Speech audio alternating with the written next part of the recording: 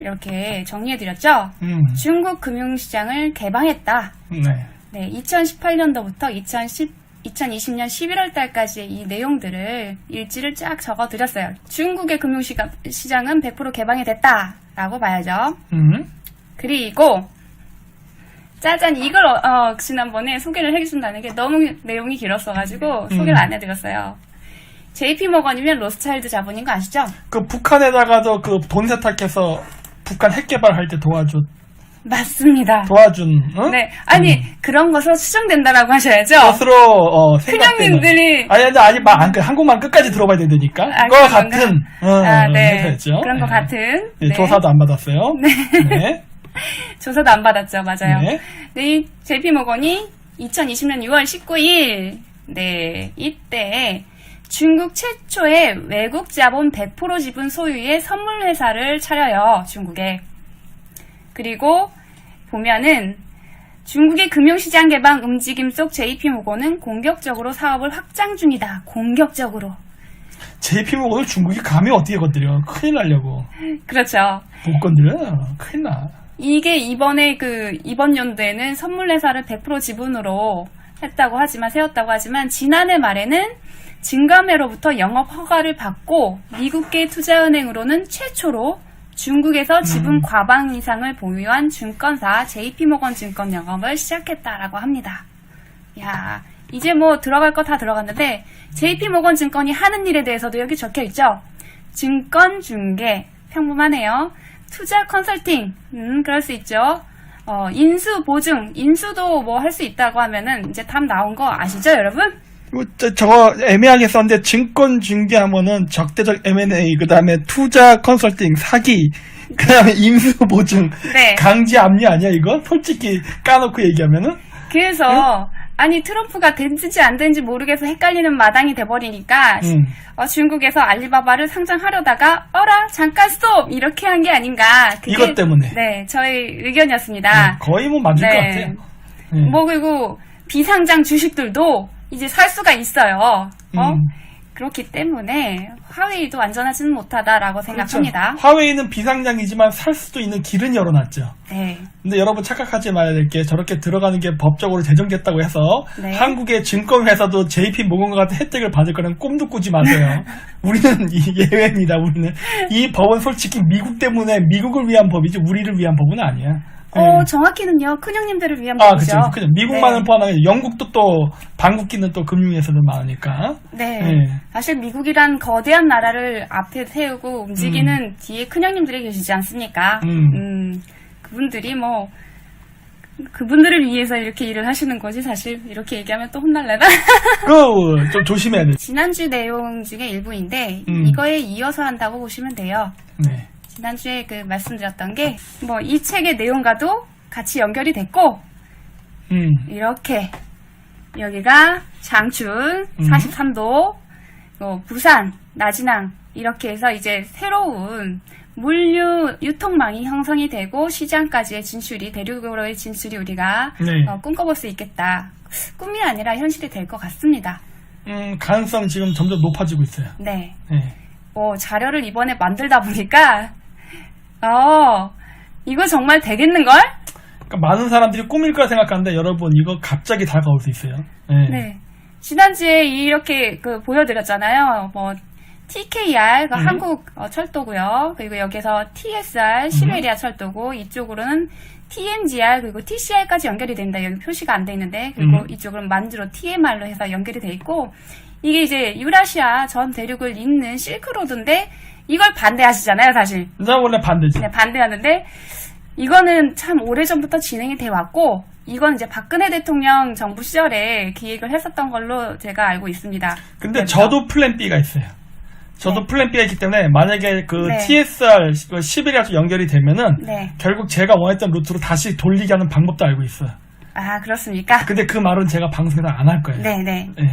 자, 박근혜 대통령 때부터 했는데 사실은 2007년도 노무현 정권 때 이게 사업이 시작됐고 자료를 더 파다 보니까 이거는 국제적으로는 2000년부터 시작이 됐구나라는 걸 알 수가 있었어요. 네, 꽤 오랜 시간 추진이 됐더라고요. 이게 지난 주에 7일에 보여드렸던 내용들입니다. 그래서 TSR, TCR 뭐 이런 얘기를 쭉 하면서 말씀드렸는데 나진 핫산 프로젝트 기억나십니까? 네, 나진항과 TSR을 연계하는 물류 사업이다 라고 했는데 요게 보시면 2013년 11월 한러 정상회담이 나옵니다. 이거 중요하니까 기억하고 계세요. 요 내용까지 지난번에 소개를 해드렸고 새로운 성장 동력 여러분 가슴이 뛰지 않습니까? 새로운 성장 동력을 이야기한다는 게 너무나 가슴이 벅차고 떨리죠. 그리고 과연 그럴 수 있을까라는 의구심부터 들고요. 그런데 가능할 겁니다. 이거는 뭐 우리가 큰형님들의 뜻을 거를 수가 없다는 거 잘 아시잖아요. 바꿀 수가 없죠. 네. 불가능하죠. 큰형님들의 뜻입니다. 너무 농담 같은가요? 한국이 일본과 다르게 가진 카드 썩 마음에 드는 사람은 아니지만 어쨌든 이분의 말을 빌어서 보더라도 그러니까 집 로저스예요. 잘 안 보일 수 있는데. 자, 네. 이렇게 됐죠? 걸러서 보셔야 될 부분도 있어요. 네, 100%는 잊지 마세요. 네네. 자, 북한 카드를 이용했을 때 해외 투자자 관점에서 한국의 경제 개선 방안을 정리를 해봤습니다. 네. 첫 번째 방안, 과잉 규제 완화로 해외 기업가들에게 한국 내의 사업 추진 동력을 활성화시켜주고 해외 투자자들을 적극적으로 유치할 수 있다는 점이 개선 방안이 될 수 있고요. 이런 경우에는 이제 외자가 들어오게 되니까는 외자의 자지우지되는 그런 지금의 현 상황과 비슷한 국면이 계속 되는 거겠죠. 그리고 네. 방안 두 번째, 북한의 개방으로 인해서 어떤 부분, 제일 중요하게 생각하는 부분이 이 부분이죠. 저출산 고령화 부분을 해결이 가능하다는 거예요. 그리고 국가 부채 상황 개선도 가능하고요. 왜냐하면 북한은 부채가 없는 나라이기 때문에 진짜로? 네, 부채를 안 갚은 거 아닌가? 부채가 없는 것으로 공식적으로 되어 있어요. 그래서 이분이 그 얘기를 하고 계신 거예요. 그러면 너희들이 가진 부채에 대해서 많이 희석될 것이다 라는 얘기를 하고 계셨고 저는 그 부분에 대해서는 지금 북한 정권에 뭐 소송을 걸어서 받을 게 있다. 뭐 우리나라에도 솔직히 빚진 거 있어요. 1조 넘게 네, 있는데 일단은 그거를 차치하고 공식적인 자료를 통해서 봤을 때 뭐 국가 부채가 없다라고 얘기를 하니까 국가 부채 상황을 개선할 수 있다라는 기대를 할 수 있습니다. 근데 짐 로저스가 저런 말을 하면 북한 사람들은 싫어하는 거 아니야? 왜냐면 북한은 빚이 없었다. 우리랑 같이 경제 공동권 되면서 빚이 생기는 거 아니야. 우리의 빚을 나눠 가지는 거 아니야. 대신에 북한은 경제 개발을 하는 투자금을 받을 수 있죠. 개방을 했을 때 그 어마어마한 이권이 있어요. 단 핵이 문제죠. 핵. 근데 그거 안 받고 일본이랑 하겠다면 어떻게 하는 거야? 그렇게 하게 되면 반쪽짜리 사업이 되기 때문에 그거는 어렵습니다. 그래요? 그 그림을 만들어 놓진 않았어요. 그게 중요한 거. 네. 반쪽짜리 사업을 하려고 큰형님들이 이렇게 돈을 20년 전부터 투자하진 않았을 테니까요. 오지게 투자했죠. 네. 자, 그리고 철도와 항만의 건설을 통해 일자리 증가. 이거는 다들 상식적으로 아는 부분이에요. 전 세계로 연결되는 교통 인프라 구축. 이거는 아까 전에 보여드린 그 그림. 네. 그리고 이따가 보여드릴 그림까지 합치면 참고가 되실 겁니다. 그리고 북한의 낮은 농업 생산 수준에 한국의 기술력이 더해졌을 때 한반도에서 농업이 경제의 한 주축이 될 수 있다라고도 말했어요. 저는 이 부분에 대해서는 고려해 본 적은 없었는데 말하고 보니까 그럴 수 있겠다 싶어요. 북한의 GDP 구성 산업 비중을 봤습니다. 서비스업이 32%, 농림업이 23%. 서비스업이 제일 많이 차지하고 있어요. 솔직히 개방 하나도 안 돼 있는 나라가 뭐 우리가 모르게 되어 있는 부분이 있지만 농업 부분하고 사실 광업, 천연 자원이 많기 때문에 광업 부분이 더 우세할 거라고 생각을 했는데 오히려 그 반대더라고요. 저건 경제가 안 좋다는 증거예요. 서비스업이 후진국에서 32%라는 거는 저 말 자체가 실업자라는 소리죠, 사실은. 그렇군요. 네, 키르기스탄 같은 나라도 마찬가지 저런 형태가 보이거든. 경제가 나빠진 국가에서 제일 많이 하고 있는 게 뭐 음식 서비스업, 서빙, 다 서비스업이야. 이런 서비스업이잖아요. 네. 그래서 결코 바람직한 직업 형태는 아니네. 딱 보니까. 그래서 북한이 개방했을 때 임금도 노동력도 저렴하잖아요. 그래서 제조업도 성장할 것이고 천연자원 개발하는 것도 수출도 활발해질 것이고 농업 부분은 이제 우리 기술이 더해져서 훨씬 더 성장할 수 있을 것이다. 라는 것을 이 그래프를 보고 알 수 있었습니다. 개성공단? 네네. 그 옛날 때 그 현대랑 해서 한번 만들었는데 실패한 거냐, 지금? 그쵸. 네. 2005년인가 6년부터 10년 동안 유지되다가 북한이 핵실험을 함으로써 폐쇄가 됐죠. 결국에는.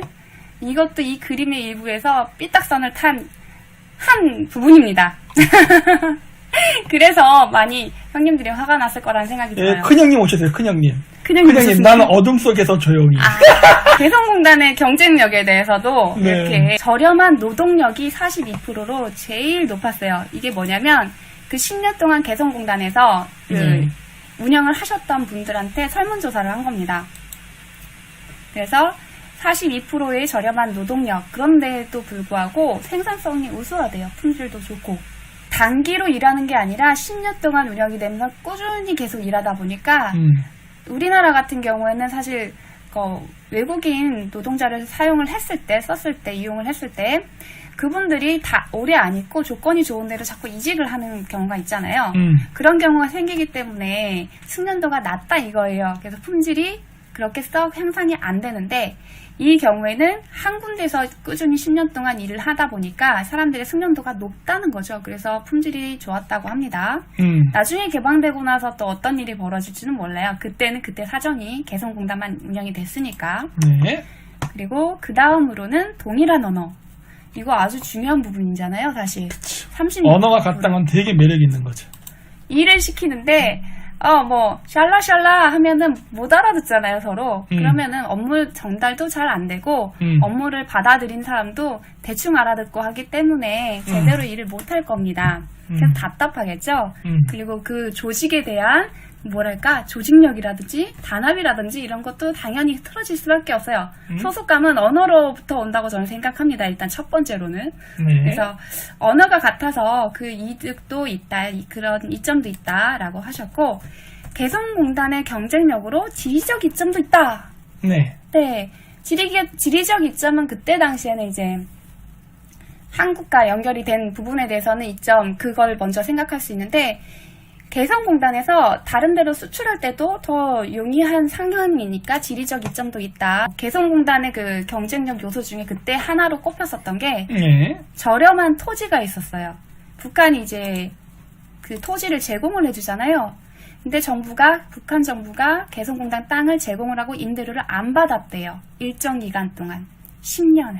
근데 딱 10년 운영하고 나서 2010년도에 천안함 폭침이 생겼을 때 그때도 문제가 돼서 제재가 있었지만 다시 박근혜 대통령 때 재개가 됐어요. 그래서 활성화가 됐다가 2016년도에 이제 북한이 핵실험을 하면서 1월 6일에 핵실험을 하면서 그게 단초가 됐고 2월 7일인가? 네, 그때는 또 이제 장거리 로켓까지 발사를 해요. 그래서 한국 정부가 박근혜 대통령이 엄청 화가 났겠죠. 그렇게 감정적으로 대하면 안 됐을 수도 있다라고 보는데 그때 완전 이제 폐쇄를 하게 됐어요. 중단을 하고 2월 10일에 중단을 하고 2월 11일에 북한에서 폐쇄를 하게 됩니다. 공교롭게도 10년 동안 공짜로 땅을 이용하고 그 다음부터 사용을 안 하게 됐죠. 네, 개성공단을요. 네, 그때는 이러한 장점도 있었다는 겁니다. 그리고 개성공단 향후 전망에 대해서 입주 기업들한테 물어봤을 때 78%가 긍정적이라고 응답을 했다고 하네요. 다시 정부가 허용을 할 경우에 투자를 확대할 예양은 69%로 답변을 했다고 하는군요. 꽤 높은 수치예요. 그래서 우리가 사업을 북한이 개방을 해서 하게 되면 그 이점들을 많이 취할 수 있다고 보고요. 북한도 그만큼 이익을 보겠죠. 그리고 그로 인해서 우리나라 경제가 무궁무진하게 발전할 수도 있다고 봅니다. 물론 북한뿐만이 아니라 그로부터 인해서 진출을 할 수 있는 시장이 있거든요. 자, 어디 보자. 이거 뚫리게 되면은 북한이 한국을 역전할 거예요. 근데 그게 제일 무서운 부분이에요. 사실. 역전할 거예요. 이건 무조건. 왜 그러냐면은 이미 우리가 남북 교류가 되고 이제 만주가 분리되고 하는 상태가 만약에 된다고 하면은 그 미래가 어떨까는 2차 세계대전 때 일본 상황을 보면 돼. 그렇기 때문에 어차피 우리는 남한은 농사, 의학, 바이오 농업인가 이쪽 위주로 갈 수밖에 없고 네. 북한이 IT라든가 기술 쪽 분야로 가게 될 거예요. 네. 네. 뭐 이 부분에 대해서는 어느 정도는 공감을 해요. 지금 우리가 최근에 추진하려고 하는, 그러니까 토론회에서, 정책 토론회에서 나왔었던 내용이 있는데, 그 이야기를 들어보니까 첨단 바이오 부분을 국제공항을 만들어서 거기에다가 세워놓자. 이게 앞으로 선제 대응을 하는 거다. 앞으로 먹거리에 이런 얘기가 나온 게 있습니다. 그래서 이 부분에 대해서는 어느 정도 공감을 해요. 김정은 같은 경우에는 북한 내에서 여러 곳에 자유무역을 지대를 조성을 해놨다고 합니다, 이미. 그리고 적극적으로 투자 유치에 나설 것이라고 보이는데, 사실상 나선 경제특구에 대해서도 오랫동안 이거 진행이 됐었거든요. 그런데도 불구하고 기대치만큼 성과를 올리지 못한 것은 정부에서 꼼꼼히 빅브라더식으로 감시하는 거 있죠. 이런 것 때문이라고 그래요. 그래서 어느 정도는 정부의 참여를 하지 않는 것, 정부가 민간이 참여하도록 놔두는 것, 이것을 많이 얘기를 하고 있어요. 투자자니까 당연히 그러겠죠, 이 사람은. 네. 왜냐, 정부가 관여 안 하면 자기네들이 풀어진 규제에서 얼마든지 다 주워갈 수가 있잖아요. 그리고 근데 북한 입장에서는 정권 유지를 해야 되니까 두렵겠지. 네. 예, 북한에서 신흥 부자가 생기게 되면 정권에 위협이 되니까 네. 자기네들이 컨트롤해서 자기들만 부귀영화를 누리려다 보니까 이런 문제가 생기는 건데, 일단 해보면은 네. 멈추지는 못할 거야. 북한도. 그렇죠. 그래서 일단 장마당이 생기고 나서 이 장마당을 신흥 부호들 돈주들이 생기네. 이래가지고 없애버렸다가 법으로 막았다가 한 번 생긴 시장을 정부가 그 역할을 대체할 수 없게 돼버리니까 다시 허용을 해줬잖아요. 화폐 개혁까지 갔다가. 그러니까 얻을 수 있는 경제적 성장에 대해서 한번 생각해보면 아까 말씀드렸던 농업의 현대화, 제조업의 폭발적인 성장, 풍부한 자원의 개발과 수출, 이것만 해도 엄청나겠죠. 그런데 철도와 도로시설에 대해서 2018년도 남북 정상회담에서 김정은이 언급했듯이 이 부분이 개방이 되고 개발이 된다면 우리나라는 전 세계로 뻗어나갈 수 있어요. 이게 단순히 유통망에서 이제 물건 사고 파느냐, 그게 아니라 문화적으로, 언어적으로 뻗어나갈 수 있는 단서가 여기 있습니다. 그리고 건설 시장은 당연히 활발해질 거고요. 관광과 인프라 개발도 상당할 겁니다. 이 부분은 재밌게도 투자하시는 분들 시선이 오히려 관광에 많이 쏠려있구나라는 생각이 들었어요. 그러니까 개혁개방 당시에 1978년도에 중국은 약 179조 2,505억 원 수준이었는데 2018년도에 1경 5,282조 2,142억 원으로 증가한 거예요, GDP가. 85배가량 성장했다고 합니다. 85배? 네. 험해. 북한은 이거보다 더 성장할 수도 있어요. 당연하지. 네. 더 할 수 있죠. 충분하지. 지금 왜냐면 전 세계가 새로운 성장 동력에 목말라 있기 때문에. 먹거리가 없어요, 먹거리가. 네. 이걸로 인해서 하나의 유럽처럼 단일 시장을 만드는 거예요, 유라시아에. 지금 동북아시아에 투자하면은 네. 산업시설, 인구, 구매력 등등 여러 가지를 봤을 때 지금은 여기지. 나중엔 동남아시아가 또 뜰 거야. 네. 근데 지금은 동북아예요. 네. 그 동북아인 이유는 또 이 유통망이랑 관련이 있습니다. 그러니까. 전 세계의 큰형님들. 사실 지금의 큰형님은 유통을 장악해서 세계를 지배하게 된 경우입니다. 당연하죠. 근데 이 노하우를 알고 있기 때문에 앞으로 불변할 거예요. 놓지 않으려고 하니까 계속 이런 식으로 열심히 개척하잖아요. 우리는 가만히 돈 적당히 벌었다 하면 배 뜨시고 배부르고 등 따시네 하면서 쉴 텐데 안주할 텐데 그렇지 않아요, 이분들은. 얘들 안 그러죠. 네. 시켜야지. 놀라워요. 세상 좀 피곤하게 사시네 이런 느낌도 들고. 돈이 너무 많으면 돈이 애물단지라니까. 그리고 저는 뭘 봤냐면 아까 전에 뭐 풍부한 자원, 제조업, 저렴한 노동력으로 인한 뭐 제조업이라든지 그리고 농업의 발달이라든지 이런 것들 막 다 얘기했는데 사실 짐 로저스도 그렇고 트럼프도 그렇고 관광에 대해서 얘기를 하더라고요. 보실까요? 이렇게 2018년도 6월 12일 싱가포르 회담 후 기자 간담회에서 이런 말을 합니다. 근데 이게 번역을 해놓은 거니까 약간은 어색하지만 감안하고 보세요. 그들에게는 멋진 해변이 있습니다. 동해안 얘기하는 거겠지. 네. 예. 북한이 대포를 쏠 때마다 보신 적이 있지 않습니까? 제가 저런 저 풍경 좀 봐. 뒤에 콘도를 세우면 근사할 것 같지 않나? 라고 말했습니다. 역시 부동산 개발업자 같아요. 조카가 지금 쿠시맨 필드인가 뭔가 거기에 지금 들어가 있죠. 쿠시먼 앤드 웨이크필드. 웨이크필드. 네, 근데 이제 그 회사는 우리나라에 있다가 철수했습니다. 네, 그 자본 뒤에는 저기 미쓰비시랑 록펠러였나? 록펠러 자본 이렇게 지분을 가지고 있는 걸로 알고 있어요. 이어서 얘기할게요. 그리고 설명하기를 그런 것을 하는 대신 바로 저기 세계에서 가장 멋진 호텔을 지을 수도 있을 텐데 라고 말했습니다. 왠지 뭔가 필이 오지 않으십니까? 그 북한 고사포 쏘는 거 그냥 거기다 그대로 전시해 놓은 상태에서 호텔이지만 더 대박이야. 옛날 때 이런 짓 했었다. 네. 그런 거 보기가 쉽지 않거든. 왜냐면은 그 설탕무역 같은 거 했던 거, 네. 아프리카 노예 이거 잡아갔던 거 이제 그 관광 상품으로 쓰잖아. 그 노예들이 이렇게 잡혀갔을 때 노예선도 거기다 갖다 놓고 막 그랬거든. 저는 여기서 뭘 느꼈냐면 트럼프는 1987년도에 리조트 인터내셔널이라는 그 회사의 지분을 인수를 하면서 거의 93%니까는 그 바지 사장, 이전의 바지 사장의 지분 전부를 다 받아온 거였어요. 그게 이제 로스차일드 자본인 건 아시죠?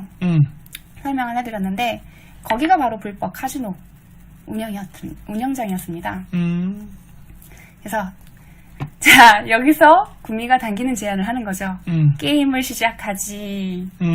트럼프는 호텔과 부동산 투자 사업을 비롯해 트럼프 오거나이제이션 및 엔터테인먼트 리조트 CEO의 경력을 가지고 있다. 아주 빠꼼이죠. 그런데 짜잔! 이분이 여기에는 일가견이 없으실까요? 당연히 있겠죠. 연결돼 있지. 짜잔! 돈 세탁! 호텔을 하면은 호텔에는 반드시 카지노가 끼잖아. 네. 짜잔! 이러면서 자, 너네 돈 세탁하는 장소 이거 협상에 넣으면 되지 않겠어요? 구미가 당기는 제안 아닙니까? 벌써 넣지 않을까, 그거는? 네. 솔직히 표면적으로 보여지는 건 중요한 게 아니거든. 네. 물밑거래에서는 왜냐면 북한이 먹고 사는 사업 중에 하나가 돈 세탁인데, 그래서 내가 있잖아요. 네. 북한이 하는 이 프로세스를 포기해도 될 만큼의 조건이 아니면 북한은 포기하지 않는다.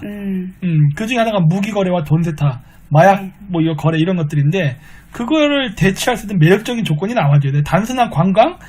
안 하지, 북한이. 그렇죠. 관광은 부족해. 그래서 저는 진 로저스도 사실 소로스랑 친하고, 소로스는 로스차일드의 지지를 받고 지원을 받고 있고 트럼프도 받고 있는데 그 둘의 입에서 연관된 사람 2명의 입에서 관광 얘기를 자꾸 한다. 나는 무엇보다 관광에 더 관심을 갖는다라고 관광 호텔?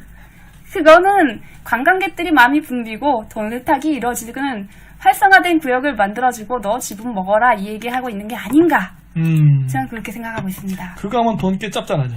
그러면 짭짤하지. 나선경제특구에 대해서 또 지난주에 이어서 이렇게 구체적으로 가져와 봤습니다. 여기 요 반짝이는 부분 보이십니까? 네. 낮은 선봉을 합쳐서 낮은 선봉을 합쳐서 나선경제특구라고 합니다. 북한이 1991년 12월 체제 유지와 심각한 경제난 해소를 위해서 지정한 개방 특구가 나선경제특구입니다. 동북아시아의 국제적 금융, 무역, 금융, 관광 아까 말한 거 다 나왔네요. 그 기지를 목표로 하는 경제 무역 지대고요. 이 위치는 다들 아시다시피 북중러 삼각 무역이 가능한 국경지대입니다. 어디냐면 나진, 그리고 하산, 그리고 거기 훈춘 이렇게 삼각지대를 황금 삼각지대라고 하더라고요. 네. 한국의 입장에서 나선 경제특구는 대륙으로 진출하는 길목입니다. 한반도 종단철도가 이곳을 지나도록 계획되어 있기 때문이에요. 네. 네, 아직은 이게 실현은 안 됐지만 실현이 곧 다가오고 있는 것 같아요. 여기 보면 북한의 국경역인 두만강에 도착을 해서 하산을 통과한 다음은 우스리스크에서 시베리아 횡단철도와 연결된다라고 나와 있는데 여기뿐만이 아니라 중국으로 이제 가는 루트까지 대륙으로 진출하는 길목은 북한이 있어요. 우리가 대륙으로 진출하려면 북한이 열려야 돼요. 자, 그거에 대해서 이거 2013년도의 구상안입니다. 박근혜 대통령 때 보면 지금 저기에서 언급하고 있는 거는 부산에서 이렇게 TKR 타고 올라가서 이 부분이 이제 두만강역 부분이에요. 여기에서 핫산이랑 연결이 됐다가 이 부분에 우스리스크가 있고 이렇게 시베리아 철도 타고 이렇게 뻗어 나간다는 얘기입니다. 네. 네, 보이시죠? 여기 이 부분에 두만강역이 있습니다. 네. 자, 그래서 여기가 나선경제특구, 여기가 두만강역, 그리고 여기 노란색 화살표가 핫산, 바로 옆이에요. 그리고 그래서 여기가 황금 삼각지라고 얘기를 하는 겁니다. 이쪽에 훈촌이 있고요. 나선경제특구에 대해서 이게 끝이 아니죠.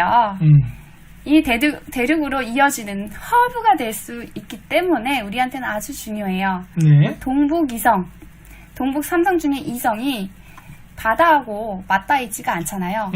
근데 여기를 통해서 동해로 진출을 할 수가 있어요. 그리고 지리적으로 중국과 맞닿아 있기 때문에 전략적 요충지로 여겨진다고 합니다. 뭐 이거는 쓰신 분이 중국을 편애하는 걸 수도 있겠지만 뭐 러시아하고도 맞닿아 있잖아요, 사실. 근데 러시아는 빼고 중국 얘기를 하더라고요. 중국이 그만큼 인구가 많아서 시장성이 있기 때문에 그걸 고려해서 이렇게 전략적 요충지다라고 말을 해놓은 것 같아요. 중국이 엄청나게 나진을 지금 점령하고 싶거든. 네. 네, 그러니까 인구로 밀어붙여가지고 네. 때려들. 그러니까 우리가 만약에 중국이랑 하면은 중국 애들 훈천에만 있고 오지 마 이렇게 해야 돼. 국경에서만 만나 그러고. 우리가 반중을 해야 되는 이유가 여기 있어요, 사실. 사실 너네 오지 마 하고 배척을 하고 싶은데 그게 안 되는 구조가 되어 있어요. 이거 참 머리 아프구나. 미국 쪽, 그러니까 큰형님들 쪽에서도 물론 그 사람들은 돈으로 여기저기 좌지우지하지만 미국을 내세워서 어쨌든 미국을 패권 국가로 가지고 가면서 휘두르려면 참 골치 아프겠구나라는 생각을 여기서 했어요. 왜냐면 국제철도협력기구가 있는데 거기에 가입국이 만장일치로 승인을 해야지 회원국이 될 수가 있어요. 우리나라가 이번에 2018년도에 됐는데 그 전까지 북한이 계속 반대를 해서 못했어요. 근데 이거 북한이 찬성해줬다고? 네. 이 새끼들 뭔가 속셈이 있구만. 자 보세요. 박근혜 대통령 땐 계속 반대를 했어요. 못했어요. 그러다가 이 정권 들어서가지고 싸바싸바 하더니 그때 무슨 회담 전에 우리가 회원국이 정회원이 됩니다. 네. 그럼으로 해서 이 철도 사업이 의미가 있어지는 거예요. 그래서 가시적으로 이제 실현되고 있다는 걸 제가 말씀드린 거예요. 근데 그 철도 정회원국이 28개국이 있는데 미국은 당연히 없어요. 없습니다. 이게 동유럽권 소련을 기반으로 해서 만들어진 기구이기 때문에 미국은 여기서 전혀 영향력을 행사할 수가 없습니다. 그러니까 한국을 끼고 가야 되는 거예요. 그 역할을 문재인이 지금 해주고 있어요. 그럼 이따 보여드리겠습니다. 네. 자, 보니까 그 다롄항하고 발음도 어려워. 다리엔. 네, 다롄항과 러시아의 극동지역 보스토치니양 여기랑 물론 블라디보스톡이랑 거기에 있는 극동지역에 있는 항구가 좀 포화 상태래요. 포화 상태이기 때문에 나진항의 그 가치가 그만큼 높다고 합니다. 그래서 아마도 그 나진항뿐만이 아니라 우리나라 지금 부산항 같은 경우도 남방 물류로 해서 이렇게 루트가 있는데도 불구하고 남방 항로로 해서 이동을 해도 지금도 쓰이지만 그때 그 극동 물류 루트가 뚫어졌을 때는 네트워크가 뚫려졌을 때는 훨씬 더 많은 물류가 집합소가 되지 않을까 그런 기대를 하고 있고 국가에서도 그렇게 정책을 밀어붙이고 있는 것 같아요. 네. 나선경제특구는 어쨌거나 뭐 부산을 차치하고서라도 단연 으뜸으로 제일 국제적인 허브 운송 허브가 될 것입니다. 네, 맞아요. MGK님 나진항 사용권 59년 중국, 사용권 49년 러시아랑 또 되어 있는 걸로 알고 있어요.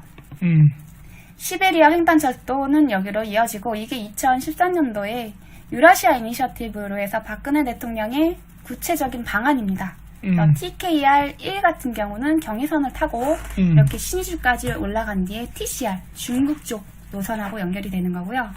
TKR2는 여기 이렇게 원산을 타고 올라가서 쭉 가다 보면 청진에서 남양 이쪽이죠. 여기에서 간 뒤에 TMR이면 만주. 네, 만주 철도랑 연결이 되고요.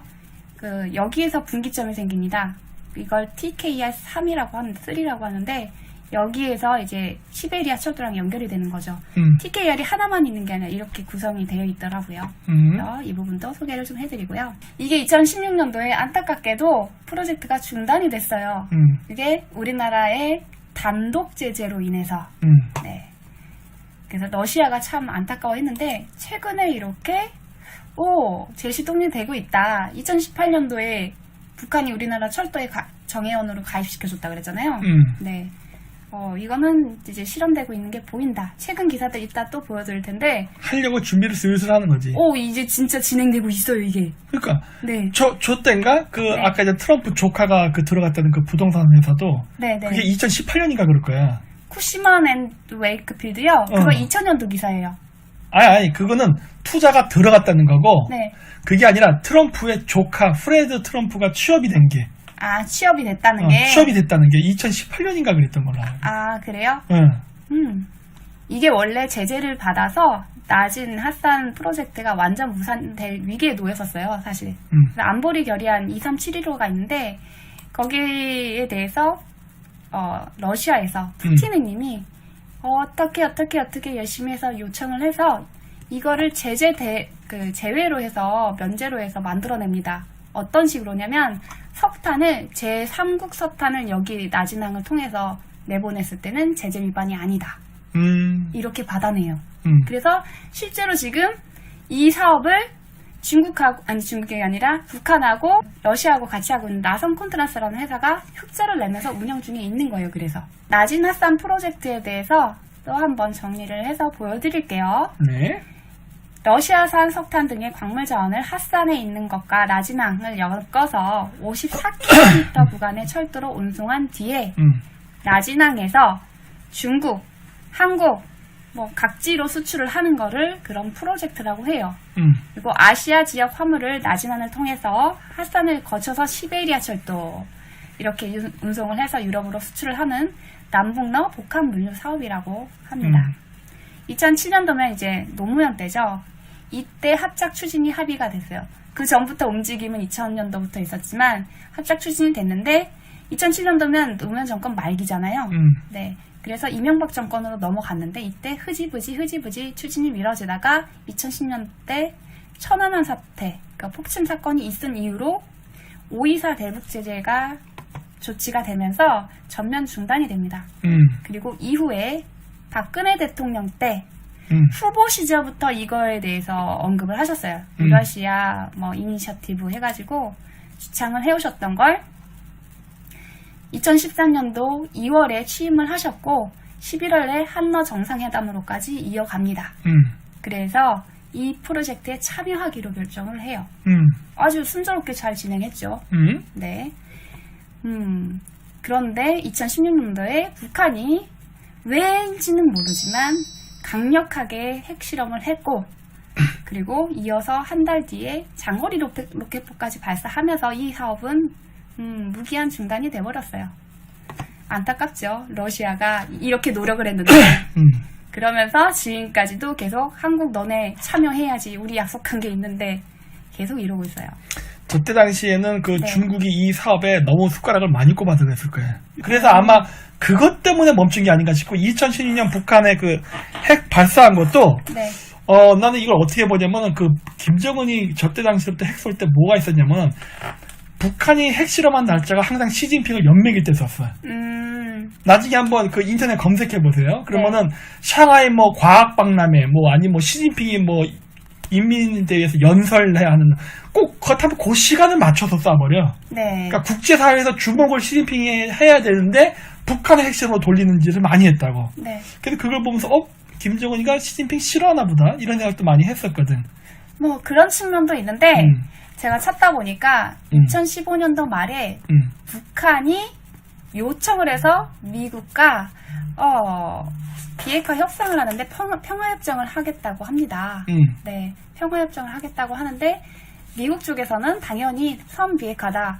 그런데 북한 쪽에서는 평화협정을 먼저 해야 된다. 이걸로 옥신각신했고 서로 이제 그 부분이 안 맞아서 안 된 거예요, 합의가. 그러니까 그러면서 중국도 날라가서 투자가 다.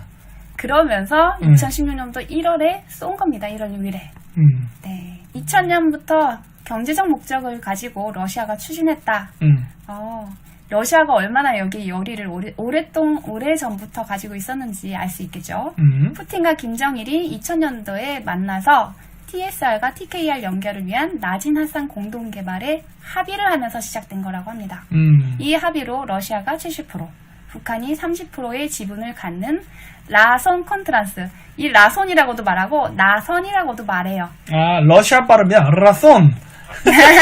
러시아 발음 러시아 발음. 나 저 라선이 뭔가 겠어. 네, 라선 또는 라진 선봉이니까. 네, 나진 선봉에서 나선이라고도 하고 라손이라고도 하고 표기는 기사마다 다릅니다.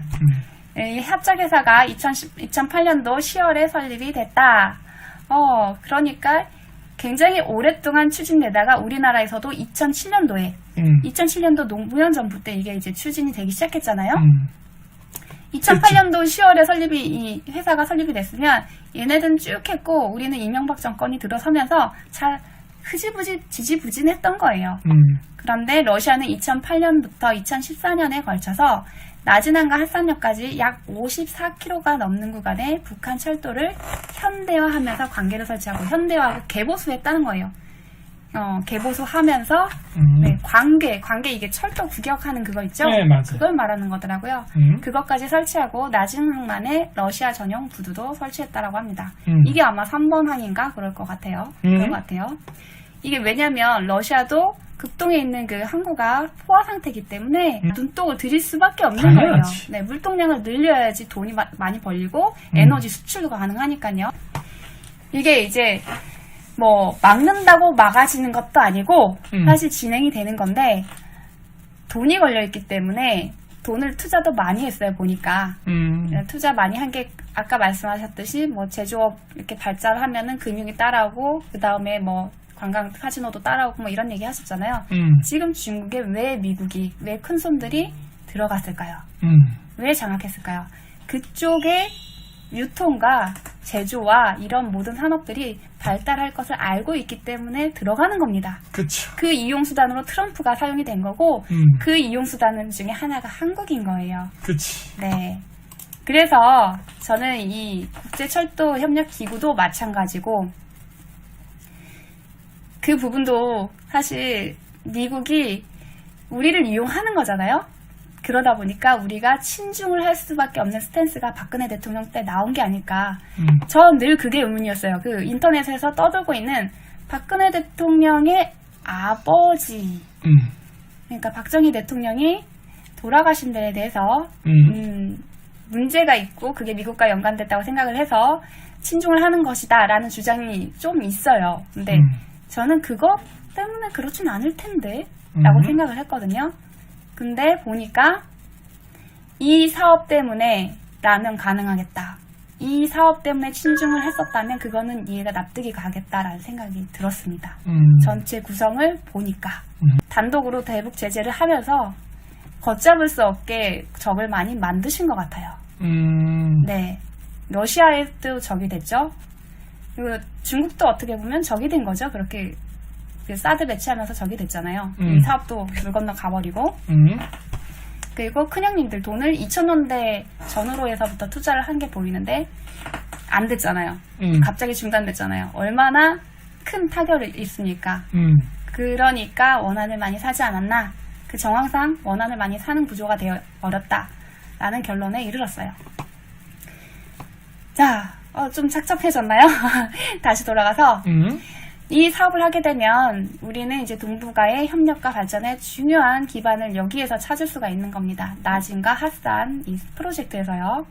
그리고 북한, 중국, 러시아, 한국, 일본 이 모든 국가들이 서로 보완할 만한 장점들이 있어요. 그래서 교류가 꼭 필요합니다. 한 국가가 모든 걸 가지고 있지 않아요.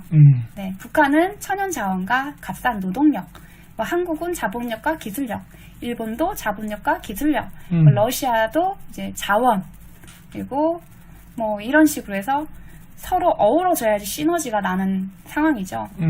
네, 그래서 서로를 배척하고 떼어낼 수가 없다는 얘기가 여기서부터 출발을 해요. 뿐만 아니라 아까 말씀드렸듯이 국제철도협력기구 이거의 회원들 북중러가 핵심으로 입김을 붙고 있는데 거기 중에 한 회원국을 마음대로 잘라내고 배척하고 할 수가 없다는 겁니다.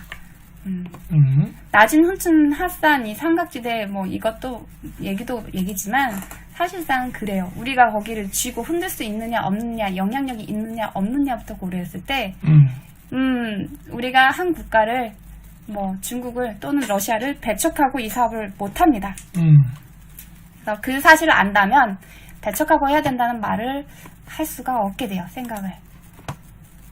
그래서 미국도 조심스럽지 않았나 그리고 우리나라를 이용하게 된 게 아닌가라는 생각이 듭니다. 지금 정권을요. 네. 국제철도협력기구에 대해서 아까 말씀을 드렸지만 이 뉴스를 좀 보여드릴게요. 이게 2015년 6월 2일이니까 박근혜 대통령 때예요. 네. 북한이 거부해서 우리가 가입이 안 됐다라는 내용입니다.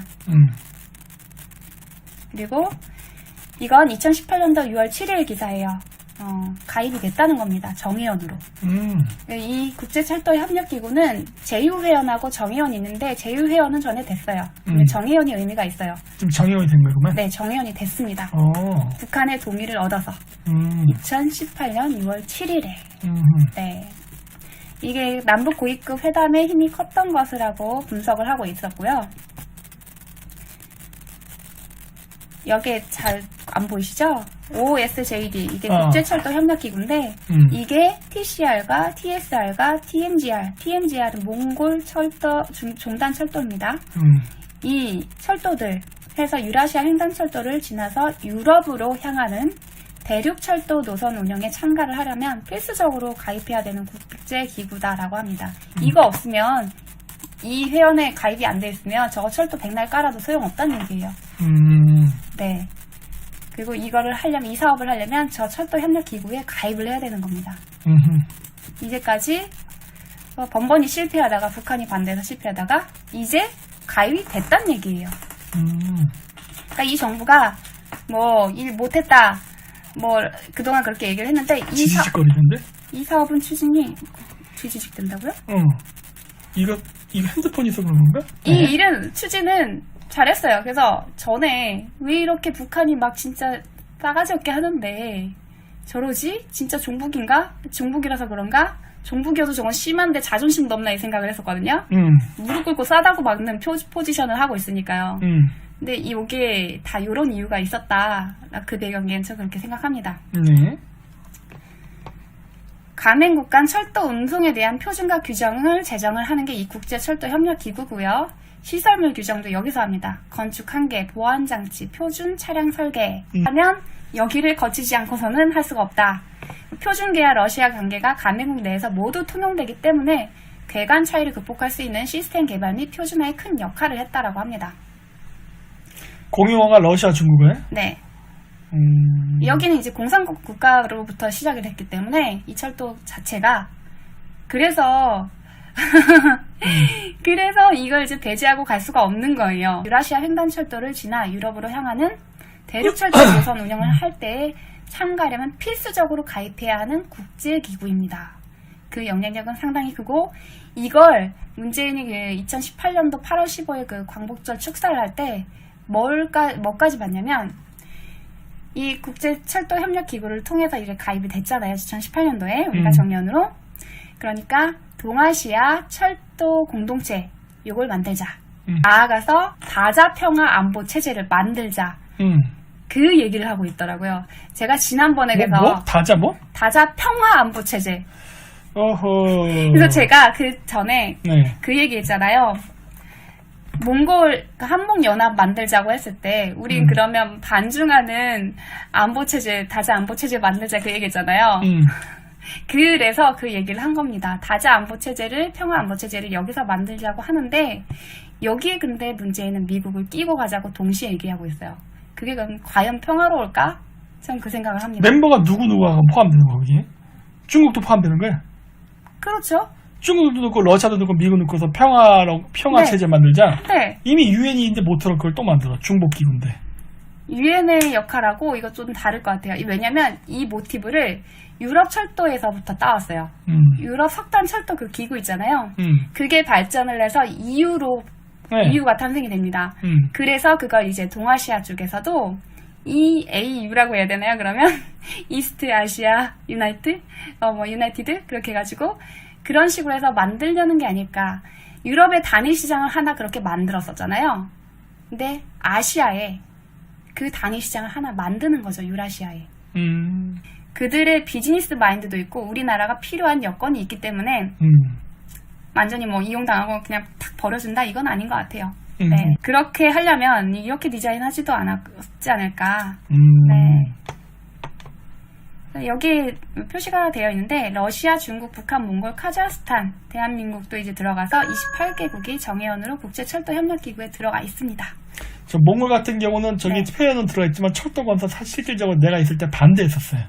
주민들이. 그래서 그 철도건설 못했어. 주민들이요? 그 TMR인가 뭔가 해서 그 TMGR이요? 네, 그게 중국 쪽에서 아마 몽골 쪽 초이발산을 통해서 들어갈 거예요. 초이발산의 도시를 해서 몽골을 통과해서 러시아로 가고 이런 루트인데 그 초이발산에 있는 몽골 주민들이 중국하고 연결되면 중국화된다 해서 반대해가지고 못 건설한 걸로 내가 알고 있어요. 2017년도인가. 네. 제가 왜 반중을 트럼프 때부터 이렇게 밀고 왔느냐를 그때서 그 생각을 한 게 반중 없이 그 대중의 반중에 대한 어젠다가 없고 정서가 없이 그냥 이 사업이 진행이 되면 중국화됩니다. 전부 다. 그러면 이 패권이란 게 중국에서 생길 수밖에 없어요. 그걸 막기 위해서 전 세계의 반중 전설을 끌어내고 여기 동아시아에서도 솔직히 뭐 집단 안보 체제가 이렇게 형성됐잖아요. 우리 반중으로 대동단결 막 이러면서 사람들 찌읒 짱괴 뭐 이런 거 얘기하면서 막 지금 장춘 네. 얘기하면서 나 중국 아주 싫어해요. 이거 혐오 발언 아닙니다. 현장을 그대로 얘기한 겁니다. 네. 이게 쭉 이어져야 되고 앞으로도 더 강력해야 되는 이유는 그거예요. 중국에 잠식되고 중국화되는 것을 막기 위해서. 그래서 이거 그림 참 잘 그려놨다. 중국 태권도 경제하면서. 근데 거기에 필요한 게 한국이에요. 다른 나라는 그만큼의 영향력을 가질 수도 없고 문화적인 발달도 없습니다. 그런데 한국만 가능해요. 한국은 문화적으로 발달을 해서 K-팝, 한류에 대해서 이미 많이 퍼뜨려놓은 상태고 일부러 키웠죠. 그리고 언어, 한글 너무나 배우기도 쉽고 뭐 좋습니다. 편리합니다. 네. 타자치기도 편하고 4차 산업 시대에도 딱 알맞죠. 네. 그리고 문화적으로도 우리나라 문화 좋아요. 좋은 부분이 많이 있고 재밌는 것도 많습니다. 특히 흔히 많기 때문에 흔히 많아서 엔터적으로도 많이 발달이 돼 있어요. 그렇기 때문에 한국이 가능한 거예요. 한국은 대륙으로 진출을 해서 중국을 견제하는데 쓸 수가 있는 거예요. 그리고 미국의 말을 잘 듣잖아요. 네, 영향력 아래에 있기 때문에 위험하지가 않은 겁니다. 너네 그렇게 중국처럼 위협은 안 된다라는 걸 가지고 있는 거예요. 그렇게 길들여 왔겠죠. 쓸모있는 바지가 필요해요. 네. 쓸모있는 바지. 네. 그래서 우리나라는 운이 좋다. 그 말을 하는 겁니다. 아까 뭐 제기하셨던 그런 우려들 분명히 있지만 그러기에는 우리나라가 너무 쓸모가 많다라고 보이네요. 지금까지 말씀드린 거는 국제철도협력기구 이 부분만 봐도 중국을 배제한 어떤 연결이나 활성화는 불가능하다. 이런 상황을 안다면 유라시아 철도에서 중국과 러시아를 따로 떼서 버릴 수 있다는 생각을 하지 못할 것이다. 라는 얘기를 하는 거고요. 영향력, 그리고 지리적 여건, 경제성. 여기서 시장성도 얘기하는 거예요. 경제성이란 건. 사실 이 시장성을 고려해서 봤을 때 중국과 러시아를 제외하고는 불가능하다 생각이 이 사업 자체 구상이 불가능하다라고 얘기를 합니다. 오히려 우리가 그 국가들을 어떻게 요리를 할까 이거를 전략을 짜내야 되는 거예요. 사업은 20년 동안 큰형님들이 추진해왔기 때문에 막는다는 건 불가능해요. 돈이 이미 많이 투자가 됐기 때문에 그 사람들 막 내가 우상숭배하고 이런 게 아니라 돈이 그만큼 많이 들어갔는데 사업 뒤집으면 이거 사람 죽습니다. 한들 죽는 거 아닐걸요? 자, 이거 아까도 보여드렸지만 조금 더 보기 편한 거 한 번 더 보여드리겠습니다. 저도 이거 처음에 접할 때는 낯설었어요. 그런데 이제는 보기가 편하네요. 여기가 부산. 여기서 TKR이 이어져서 여기 TCR로 연결되는 부분, 그리고 이쪽에서 TSR로 이어지는 부분, 그리고 TMR로 이어지는 부분 다 보이시죠? 친절하게 다 색깔별로 해놔서 다 보이네요. 네. 이 구조를 눈에 익혀 놓으시면 좋을 것 같습니다. 이 부분은 수에즈 운하가 있죠. 지금 이따가 북극 항로에 대해서 얘기할 건데, 여기 이쪽은 남방 항로입니다. 이렇게 수에즈 운하로 해서 태평양 이렇게 해서 여기 부산항을 지금 그렇게 이용을 하고 있어요. 하나로 연결을 하는 방안이, 구체적인 방안은 이게 이제 박근혜 대통령 때 구상했던 방안이에요. 이렇게 해서 북극 항로까지. 그 베젤리 학교에 러시아 학교에서 이거 하죠. 아, 그래요? 나 여기 세미나 갔다 왔다 했잖아. 아, 그렇구나. 나 이거 반대. 난 반대세. 네, 이거 하면 안 된다. 네, 왜냐면은 지금 아까 그 지도 다시 한번 보여줘보세요. 자, 이게 뭐냐면은 지금 유럽을 이제 북극항, 지구가 동그라니까 저 위로 가면은 실질적으로는 거리가 가깝다잖아요. 그거는 맞아. 그거는 맞는데, 자, 이거를 왜 뚫으면 안 된다고 하느냐. 러시아가 원래 이 연해주 땅을 왜 러시아가 어떻게 먹은 거냐면 저희가 부동항을 찾기 위해서 와서 저기를 먹은 거란 말이에요. 러시아는 남진의 야욕이 있어, 솔직히. 그런데 러시아가 남진을 쉽게 못하는 이유가 러시아의 해군이 동북지방으로 오기가 굉장히 불편해. 지금 오려면은 아프리카를 돌아서 와야 돼. 그래, 옛날 때 러일 전쟁 때 러시아가 일본 해군한테 개박살 났던 이유가 그러니까 자꾸 이 한국이랑 주변국들을 그러니까 무장시키는 거 아니겠습니까? 중국만 바라보고 가겠어요? 미국의 잠재적 적국에는 러시아도 포함됩니다. 2018년도 8월 15일 광복절 축사입니다. 문 대통령 동북아 6개국 플러스 미국 동아시아 철도 공동체를 제안을 했는데, 동아시아가 아닌 미국은 동아시아가 아니잖아요. 근데 미국을 여기 뜬금없이 넣어가지고 만들자, 이 얘기를 주장을 하는 거예요. 그래서 여기 옆에 제가 정리를 해놨습니다. 동아시아 철도 공동체를 6개국, 동북아의 6개국과 함께 미국을 끼워서 하자 얘기를 하고 있고, 이 철도 공동체가 동아시아 에너지 공동체, 경제 공동체가 되면서 나아가서 동북아의 다자 평화 안보 체제로 발전을 할 것이다. 네, 그 얘기를 하고 있고, 이러면서 북한과의 적대적인 관계가 종식이 되잖아요. 그러면 통일 경제 특구도 만들겠다는 계획을 여기서 말을 하고 있었어요. 인상적인 그 발언은 여기 있습니다. 북한의 완전한 비핵화 이행과 이에 상응하는 미국의 포괄적 조치가 신속하게 추진되길 바란다. 이건 뭐 비핵화 해야 된다는 상식적인 말을 했네요.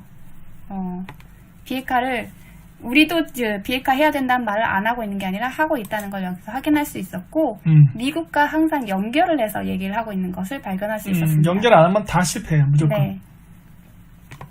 그쵸. 경천동지님, 미국 안 끼면 해방 넘음. 미국 안 끼면 사업 자체가 안 돼요. 그렇기도 하고 보호받지도 못해. 네. 그러니까 일종의 든든한 깡패라고 보면 돼. 그러니까 보호를 받는 거거든, 이것도. 그쵸. 그러니까 우리가 보호세를 내고 사업하는 거야. 예. 윤소희님, 지금 철도 연결하면 한국 조선소 망하는 것 아닌가요? 아니요. 우리나라에서 2013년도에 정상회담하고 나서 북극 항로 개발도 같이 얘기를 했어요, 그때. 그래가지고 러시아의 세빙선, LNG 세빙선 있잖아요. 거의 15척을 수주를 받았습니다. 수주를 받았고, 그 기술 이전도 이제 어느 정도 해주는 걸로 협의를 하긴 했는데, 그렇게 되면 우리나라 조선도 발달이 오히려 되지 않을까, 우리나라 기술력 때문에 저는 그렇게 생각하고 있어요. 북한이 4차 핵실험 전에 미국과 평화협정을 제안을 했었다, 미국에. 그 내용의 기사입니다. 부터 기점으로 잡을게요. 그전에는 지지부진했고 하니까. 한러 정상회담 협의로 한국이 참여를 하게 됩니다. 그리고 2014년 12월에 시범 운송을 해요. 시범 운송을 나지나쌍 포항해서 1차 시범 운송을 하고, 2015년 4월에 2차 시범 운송, 그리고 15년에 11월에 3차 시범 운송, 이렇게 해서 3차례나 시범 운송까지 다 했어요. 진전이 되는 게 보이시죠? 그리고 2015년 말에 아까 보여드렸던 이렇게 미국과 북한이 뒤에서 사바사바 하면서, 야, 너네 비핵화 먼저 해. 야, 아니야, 평화협정부터 하지? 이러면서 옥신각신한 시기. 그리고 그게 잘 얘기가 안 되고, 2016년도 1월 6일 북한은 4차 핵실험을 합니다. 네. 그리고 2016년 2월 7일에 장거리 로켓 발사까지 해버리죠. 그러면서 우리나라에서 개성공단 가동을 전면 중단하고 2월 11일 그 다음날 개성공단 폐쇄가 이뤄집니다. 북한 쪽에서요. 그리고 이제 사망 선고는 딱 요거죠. 한국의 독자 제재 중에 하나예요. 가장 이제 핵심적인 부분인데 북한을 기항한 제3국 선박의 180일 내에 국내 출입을 전면 불허하는 겁니다. 그래서 나진 하산 프로젝트를 완전히 사망 신고를 내버린 거예요. 이로 인해서 사실상 아까 제목을 지은 것처럼 러시아가 살려냈어요. 안보리 결의안 뭐 이런 것까지 하면서 사실 살려낸 사업을 한국이 사망 선고했다. 이 얘기를 하고 있어요. 한국이 굉장히 영향이 크고 비중이 있네. 네. 영향이 있고 비중이 있어서 우리가 운이 좋다는 얘기를 그래서 하는 겁니다. 그냥 자꾸 러브콜을 보내는 거죠. 그럼 그지들이 돈 달라고 하지 뭐 어쩌겠어요. 어차피 중국은 배제시키고 싶어 하거든. 네, 중국 자본 투자되는 거 별로 달갑지 않을걸요? 그러니까 중국 배제시킨 상태에서 미국 자본 받을 거야? 그것도 아니거든. 네. 그럼 북한이가 러시아 그지 둘 중에 결국 돈 나올 군역은 없으니까 결국 한국을 집어넣겠다는 건데, 그러니까 이거를 정말 잘해야 돼. 한국을 집어넣겠다는 걸 그렇게 하면서 우리는 이제 미국이 우리를 통해서 또 가능한 거죠. 사실상. 그러니까 이제 그렇게 하려면은 우리가 그 복잡한 그 절차로 회사 페이퍼 컴퍼니 몇 개 만들어야 돼. 가능하지 않습니까? 타짜들인데. 그러니까 미국이랑 한국이랑 뭐 이게 조세배 돌리 이렇게 해서 주주에 이렇게 달리 걸어놓고 최종적으로 표면에 보이는 건 순수 한국 자본 회사. 뭐 이런 식으로 해서 낮은 하산 투자하고 해서 자금의 흐름을 관리해야 돼. 이거 왜 그러냐면 이거 러시아 애들이 장난칠 가능성이 너무나 높아 이거. 러시아나 뭐 중국이나 북한은 장난칠 가능성은 항상 염두에 둬야 됩니다. 나는 러시아 애들을 잘 안 믿어. 2000년도부터 이제 진행이 됐다라고 보는 부분은 그때부터 자본이 외자가 북한에 들어간 게 보이기 때문에 그래요. 북한이 미사일을 안 쓰는 거, 미사일 포기하는 거 대가로 돈을 받기로 해요. 근데 그 돈이 아니라 원래 식량으로 제공받기로 했는데 그 식량을 돈으로 달라. 북한이 수빌 협상에 적극 나설 경우 추가 지원 가능하다. 이런 제시를 했고 북한은 아니 나 돈으로 줘. 이 얘기를 했다는 거예요. 그래서 이걸 받아들였고 10억 달러라는 액수가 결정이 된 거라고 해요.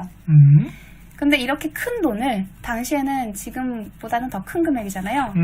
북한에 그 지원을 한 명분을 찾기가 어려웠대요. 요게 포인트죠. 요게 포인트.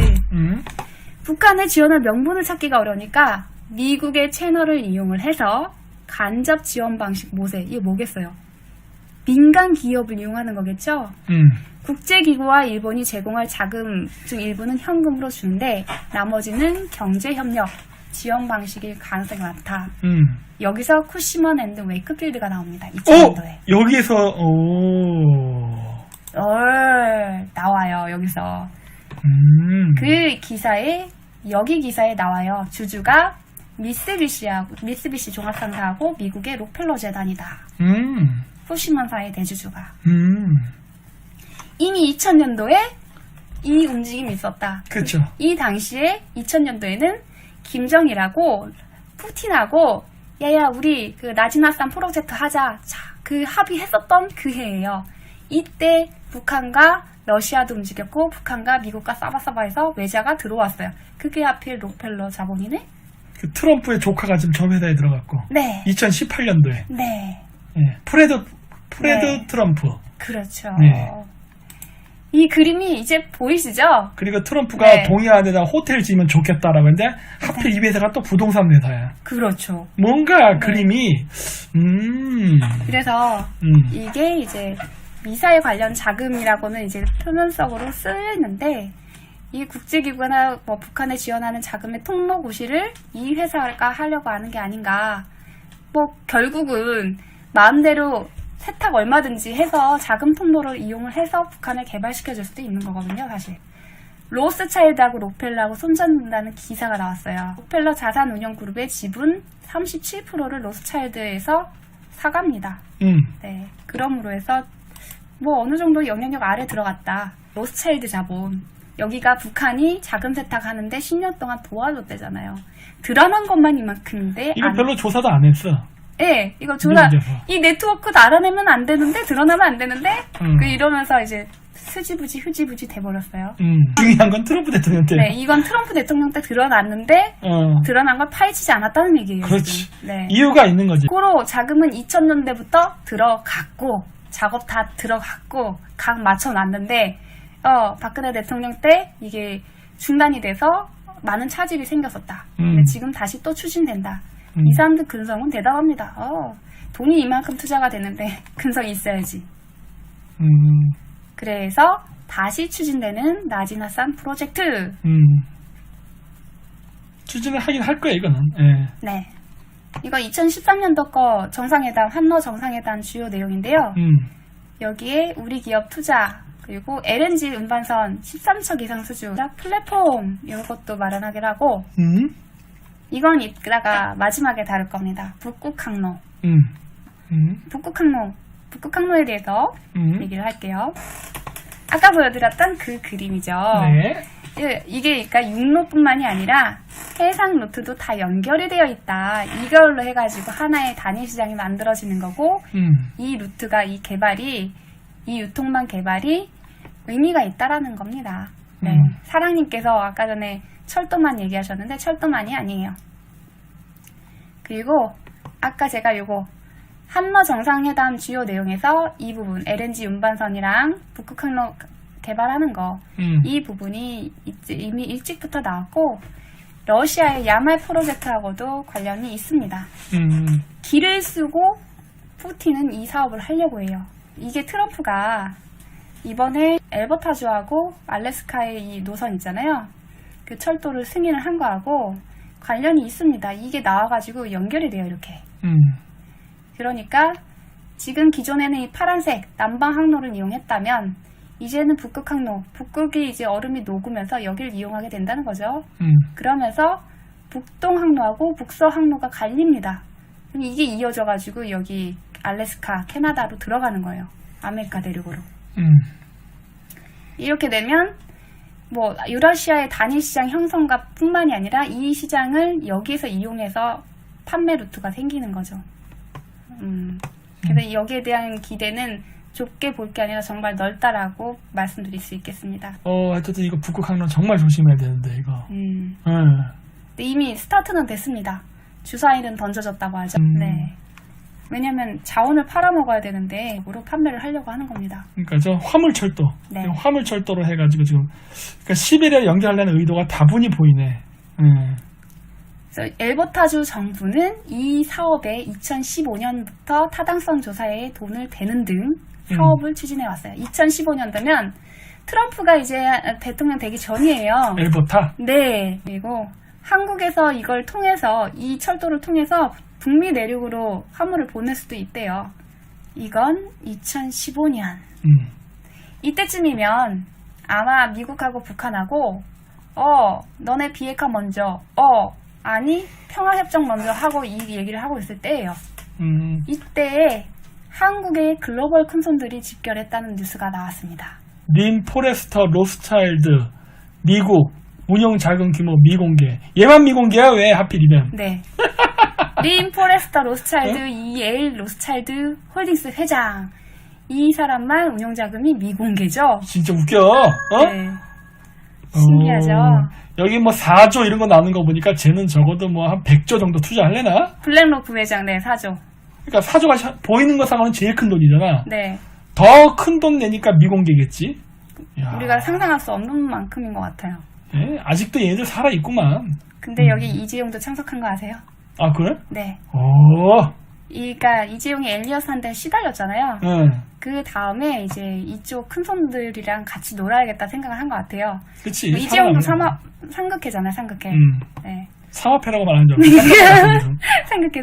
여기 이제 방금 말씀드렸던 영국 로스차일드 그룹의 전 회장인 에블린 로스차일드 경의 아내 린 포레스터 드 로스차일드. 이 사람들이 드 뭐 이런 거 넣는 게 귀족. 네, 귀족 그거 드를 넣으면 귀족이에요. 티내려고 드 본 이런 거 넣는다고 합니다. 언제부터. 이 사람이 E.L. 로스차일드 홀딩스 회장인데 영국의 이코노미스트지도 보유를 하고 있다고 합니다. 그냥 영향력이 있겠죠. 그 영국의 이코노미스트의 표지가 항상 화제잖아요. 거기 네. 미래를 암시하는 그림 그려놓는다 해서. 네. 지난번 2020년도 표지도 저도 흥미로웠어요. 거기에 지속 가능한 발전도 있었거든요. 중국 국부펀드의 딩쉐둥 회장. 네. 이렇게 해서 한국에 2015년 10월 달에 언제야? 10월 12일에 들어왔어요. 아니, 왜 중국인들은 왜 들어오는 거야, 도대체? 큰 손들이 만나가지고 뭔가 싸바싸바한 것 중국에도 같아요. 큰 손들은 있으니까. 어쨌든 중국에도 사업을 해야 되잖아요. 이 사업하면 중국하고 연계가 안 될 수가 없잖아요. 네. 그러면서 이제 워렌 버핏이 인정한 월가의 스타 투자자, 이제 인플루언서 정도로 봐야 되겠죠. 하워드 막스 오크트리 캐피털 회장도 방한을 했고 이재용 삼성전자 부회장도 참석을 했다고 합니다. 네. 아마 이제 엘리엇 때문에 시달리면서 이 중요성을, 이런 행사의 중요성을 깨닫지 않았을까 그런 생각이 들어요. 자, 그래서 오늘 늦게까지 됐네. 생각보다 많네요. 네. 결론을 내겠습니다. 신실크로드는 실현된다. 이렇게 어마어마한 큰 손들이 추진을 계속해왔고 이제 눈앞에 다가왔어요. 그러니까. 실현된다고 봅니다. 그러면 북한도 개방이 되는 수순이겠죠? 개방되겠네? 네. 유통을 장악하면 세상을 지배한다. 그치. 네. 돈도 유통이잖아요. 그렇죠. 네, 화폐 유통. 제조하고 생산해서 파는 것보다 유통이 그러니까 돈을 많이 벌고 세상을 장악할 수 있는 수단이라고 합니다. 그렇지. 네. 무역보다는 물류 유통. 네. 일종의 은행과 같은 거기 때문에. 그러니까 제조보다는 물류 유통, 무역 이걸 말하는 거예요. 네. 한국은 운이 좋다. 한국은 운이 좋게도 이런 지정학적 위치가 있고 북한이 지금은 북한이 있어서 북한을 이용을 해서 가져갈 수 있는 것도 많다. 북한을 열어야 되니까 우리가 필요해지거든요.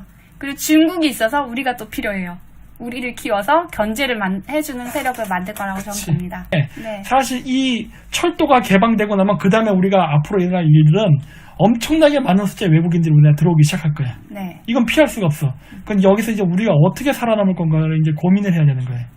이거는 기회이기도 하지만 한민족이란 정체성을 어떻게 지켜내느냐 문제도 지금 같이 위기이기도 하죠. 네, 고민을 해봐야 되는지. 거절할 수는 없어. 이게 어마어마한 돈이기 때문에 어떻게 보면 우리가 근대화 시기에 강제 개항되듯이 이 물결은 올 거라고 보는데 네. 이제 우리가 어떻게 여기서 우리의 정체성을 지키고 살아내는지 그거를 고민해야지. 네. 세국으로 가는 길은 못한다. 네, 세국으로 가면 어차피 망해요. 네. 어차피 안 돼. 역사적으로 세국해서 성공한 사례가 없잖아요. 네. 그러니까 무조건 이건 개항으로 갈 텐데 우리가 이제 어떻게 살아남을 것인가를 생각해야 돼요. 우리는 중국의 확장을 견제하는데 필요하니까 이 부분이 우리가 만주에 진출해야 되는 이유이기도 합니다. 그 타당성 명분이 확보가 되어 있어요. 그래서 아주 운이 좋다는 것이고 그렇게 해야지만 이 퍼즐이 완성이 돼요. 그림을 그렸을 때 야 어떻게 하면 중국을 효과적으로 견제를 하면서 그래도 키우면서 먹어야 되잖아요. 키우는데 동시에 견제를 할 수 있느냐 이 부분은 우리가 할 수 있는 일이에요. 우리가 반중 어젠다를 확산시켜서 그 각 지역에 한국 문화를 퍼뜨려서 우리의 정체성을 널리 가져가게 하는 거죠. 그러면 중국이 확장돼서 자기네 나라, 자기의 역사로 편입하려고 하는 시도들, 자기의 나라로 편입하려고 하는 시도들이 무산될 거거든요. 이거 그러니까 네. 나지나산 프로젝트 하면서 역사 공정 같이 들어가면 돼요. 네. 그러니까 중국 애들이 자꾸 숟가락 꼽으려고 하니까 야 만주 자체가 중국 역사랑 상관이 없어 이렇게 해야 되는 거예요. 네. 그래서 그 얘기 뭐야? 중국 넌 꺼져거든. 여기는 우리가 사업해서 돈 벌려고 하는 나와버리니까 여기 자꾸 숟가락 꼽으려 하지 마. 이렇게 딱 해야 돼. 네. 그래서 그걸 동시에 해야 된다. 사업으로 협력을 하되 그 외에 우리의 문화를 퍼뜨려서 반중도 하면서 사람들, 국민들이 그러면서 정체성을 지켜나가고 오히려 우리 한국인들의 정체성을 널리 퍼뜨리자. 문화와 언어와 그리고 역사를. 네. 이렇게 결론이 났네요. 결국은. 신실크로드라고 얘기를 할게요. 육지와 해상. 이제 앞으로는 이 시대가 열릴 것으로 기대를 하고 있습니다.